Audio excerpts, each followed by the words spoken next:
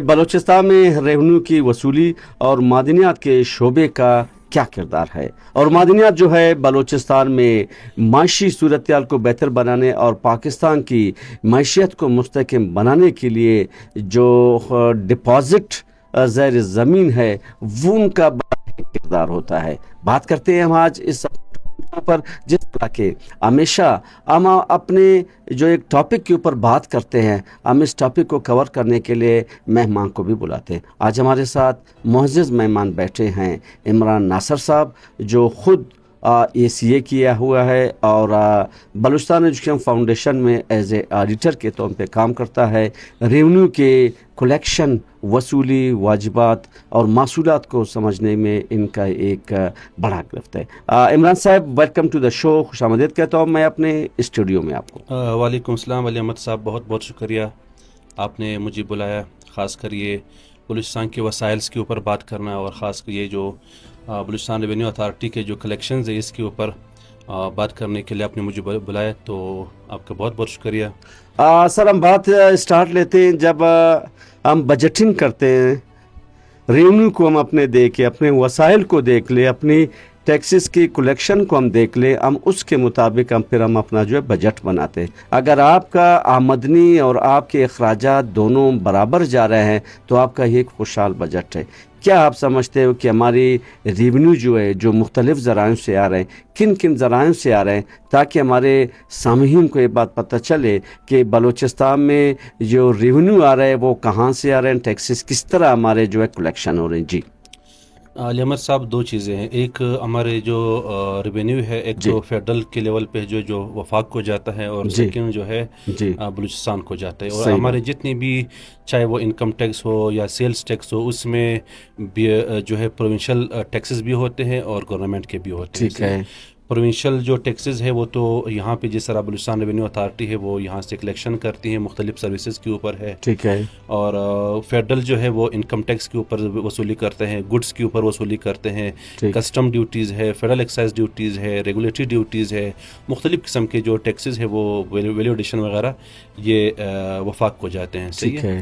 اچھا، بلوچستان کا جو سب سے بڑا جو ریونیو کا جنریشن ہے، بلوچستان چونکہ معدنیات، مائنز، منرل سے بھرا ہوا، مطلب ایک ہم کہہ سکتے ہیں کہ یہ جو ہے مائنز کا ایک گھر ہے۔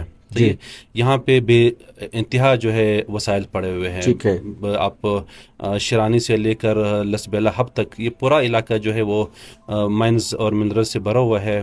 یہاں پہ ہم کہہ سکتے ہیں کہ جس طرح ریکارڈنگ ہے، یہاں سے آپ کا کاپر نکلتا ہے، اور آپ کے جو سونا وغیرہ نکلتے ہیں، سلور وغیرہ نکلتے ہیں، اسی طرح چاغی سے جو ہے مختلف معدنیات نکلتے ہیں، سیم سونا وغیرہ اور کاپر وغیرہ۔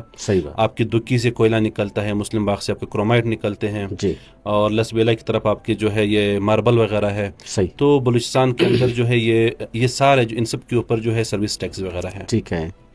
تو سب سے بڑا جو ریونیو جنریشن ہے بلوچستان صوبے کے لیے وہ ہمارے یہی مائنز اینڈ منرلز وغیرہ ہے۔ صحیح ہے۔ سیکنڈ ہمارے جو کانٹریکٹرز ہیں یہ ٹیکسز وغیرہ دیتے ہیں، بہت بڑا ان کا رول ہے اس میں۔ اچھا، اس میں سب سے جو مین وہ ہے وہ ریکارڈنگ، جو دنیا کا جو ہے 5واں بڑا ایک جو ہے جگہ ہے جہاں سے جو ہے آپ کے کاپر اور وہ نکلتے ہیں، اور یہ بلینز ٹنز کے حساب سے یہاں سے کاپر نکلتے ہیں، اور یہ بلوچستان نہیں بلکہ پاکستان کا مستقبل بدل سکتے ہیں اگر یہ پراپر طریقے سے یہ اس کے اوپر کام ہو جائے، اور یہ مطلب ٹرانسپیرنسی ہو، گورننس وغیرہ اچھے ہوں، تو یہ بلوچستان نہیں بلکہ پاکستان کا مستقبل چینج کر سکتے ہیں۔ اچھا عمران صاحب، قسمت بدلنے کی آپ نے بہت خوبصورت بات کی۔ ریکودک کا جو پروجیکٹ ہے یہ تو قدوس صاحب نے MOU سائن کی ہے، اس کے اوپر ہم بعد میں بات کرتے ہیں، لیکن 1992 میں 1992 میں ریکودک کے ساتھ ہی ایک بڑا ڈپازٹ تھا، 412 بلین ٹن تانبا اس میں موجود ہے۔ سیندک میٹل لمیٹڈ ایک کمپنی بنائی تھی، ان کا جو آمدنی ہے 92 سے لے کر اب تک کتنے سال چلے گئے؟ یہ 34 سال ہو گئے، ٹھیک ہے نا؟ 8 سال وہ ہو گئے، 26 سال یہ ہو گئے، ٹھیک ہے۔ اور وہاں کے جو لوگوں کی زندگی گزارنے کے طرز زندگی ہے، ان کا اگر ہم معاشیات کے حوالے سے جو زون ہے، اکنامیکل زون جو بنا ہے معاشیات کے حوالے سے، जो स्टेटिकल अगर हम डेटा देख लें, उनकी जो तर्ज ज़िंदगी जो है वो गुर्बत की लकीर से भी बहुत नीचे हैं। वहाँ पे जो बुनियादी चीज़ें हैं, इंफ्रास्ट्रक्चर है, जिस तरह के रियासत की ज़िम्मेदारी है पीने के साफ़ पानी की फ़राहमी, तालीम की, सेहत की और अमन व अमान को बेहतर बनाने और सड़कों की तामीर, ये वहाँ पे नज़र ही नहीं आ रहे हैं कि जो एक डेवलप कंट्री के लिए हो। तो ये 34 साल में हमें जो एक प्रैक्टिस है वो मिला है। अब ये आप जो पाकिस्तान की बात कर रहे हो कि जी रोको देख पाकिस्तान की तकदीर बदल करे, ये तो उसी के नक्शे कदम पे चलेगा। तो किस तरह लोगों की तर्ज ज़िंदगी, पहले हम चागी की लोगों की तर्ज ज़िंदगी बदल करें, फिर बलूचिस्तान, फिर हम पाकिस्तान की तरफ आएँ। जी बिल्कुल अली अहमद साहब, इसमें कोई शक नहीं है कि जहाँ जितने हमारे वसाइल्स है सही उससे ज़्यादा हमारे मसाइल्स है। ठीक है।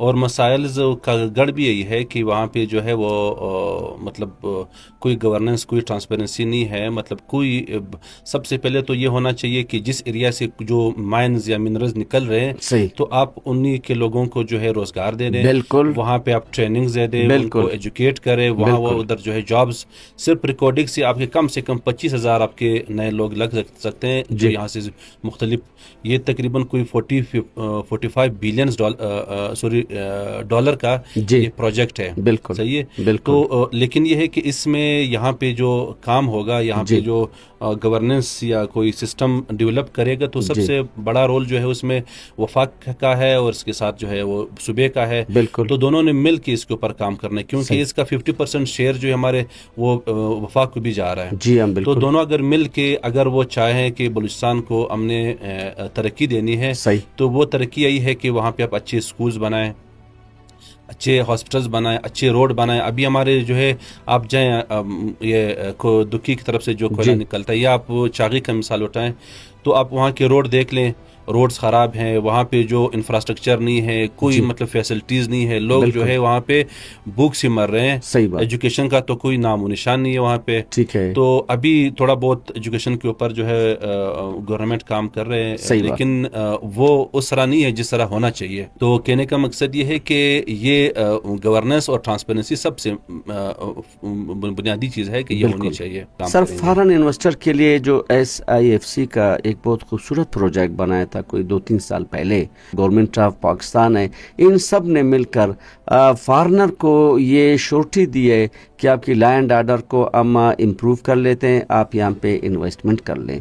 तो SIFC का जो किरदार है और जो लैंड ऑर्डर सिचुएशन को माइनिंग एरिया में या जहाँ पे इन्वेस्टमेंट एरिया होते हैं वहाँ पे बरकरार किस तरह रखा जा सके, स्टेक होल्डर्स को साथ लेके, मुकामी लोगों को साथ लेके, और जो गैर मुल्की ज़ाहिर यहाँ पे जो मैं आपको बराह रास्त बताऊँगा, अगर इसमें इसराइल के हैं या उसके अपना जो है भारत के हैं या हमसाया मुल्क अफगानिस्तान के हैं, उनको हम किस तरह जो है कंडम कर लें, किस तरह रोक लें, और अपने नौजवानों को हम किस तरह कौमी दायरे में शामिल कर लें कि उनके हाथों यरगमाल न हो, अपने एक खूबसूरत पाकिस्तान को एक तरक्की याफ्ता पाकिस्तान बनाएं।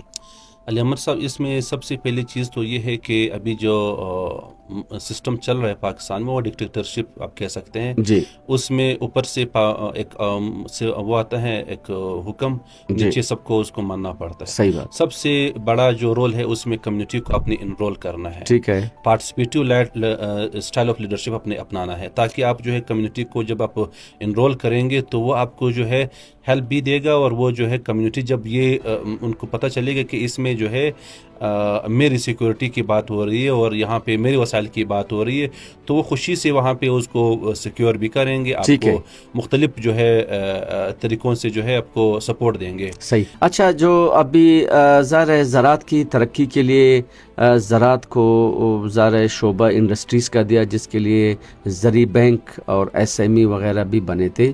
मादनियात का इस वक्त बड़ा चर्चा है, SIFC भी मादनियात को फोकस की गई है, और मुख्तलिफ आपकी जो ज़र ज़मीन दफन जो आपके जो मेटल्स है वो भी आपकी कीमतें, जिस तरह आपने अभी कॉपर की बात की, ठीक है ना, तो इसको अभी तक इंडस्ट्रीज़ का दर्जा भी नहीं दी गया है। और दूसरी बात ये, कोई बैंक भी ऐसे नहीं है कि लोकल माइन ओनर्स को वो सपोर्ट कर ले ताकि वो यहाँ पे माइनिंग कर लें, जिसके लिए लैंड ऑर्डर की कोई ज़रूरत भी नहीं होती है। सर आपने बैंक की बात की है, तकरीबन 10 साल से तो मैं सुन रहा हूँ अच्छा, कि बैंक को बलूचिस्तान बन रहा है, बैंक अच्छा, को बलूचिस्तान बनेगा, तो ठीक अभी है। तक बना नहीं है। अगर ये बलूचिस्तान का जो पैसा पड़ा, जैसे अभी ये 250 अरब है, सिर्फ यही पैसे अगर ये लोग बजाय कि नेशनल बैंक या दूसरे बैंक के बजाय यहाँ पे रखें, इसका प्रॉफिट इतना आएगा कि आप कि बहुत बड़े अपने इसके ऊपर आप बड़े बड़े हॉस्पिटल्स और वो खोल सकते हैं। हमने साथ में इंटरेस्ट भी पे करना होता है, तो अच्छा, इंटरेस्ट अच्छा। कीमत में हमारे मुल्क से पैसे चले जाते हैं। अच्छा, तो जैसे आपने अफगानिस्तान की बात की, जी। अब यहाँ पे उससे अच्छा इन्वायरमेंट है, यहाँ जी। पे मतलब रोजगार भी है, इंडस्ट्रीज भी है, सही लेकिन बात। बदकिस्मती से ये है कि यहाँ से आपका पैसा बहुत ज़्यादा निकल रहा है इंटरेस्ट की मद में और जी। इंपोर्ट्स की मद में, जी, जी। जबकि आपका अफगानिस्तान में तो अभी कोई इन्होंने कोई ऐसे लोगों से या बैंक से कोई इतना अमाउंट नहीं लिया है कि इसकी वजह से जो है उसका वो डिस्टेबल हो जाए इनका करेंसी। जी, जी। तो इमरान और इसके साहब, अलावा जो है जी। एक चीज़ और भी है कि जी। वहाँ पे जिस तरह आप ईरान की आपने बात की, सही ईरान के बात। अंदर जितनी ज़्यादा जो पाबंदियाँ थी, तो पाबंदियों की वजह से भी इसके ऊपर बहुत बड़ा इम्पैक्ट पड़ता है। जी हाँ, इमरान साहब, थैंक यू सो मच, आपने आज वक्त निकाला और बहुत ही अच्छे अहम टॉपिक के ऊपर मौके पर आपने बात की। Thank you sir so much आपका भी आपका। बहुत बहुत शुक्रिया, थैंक यू सो मच।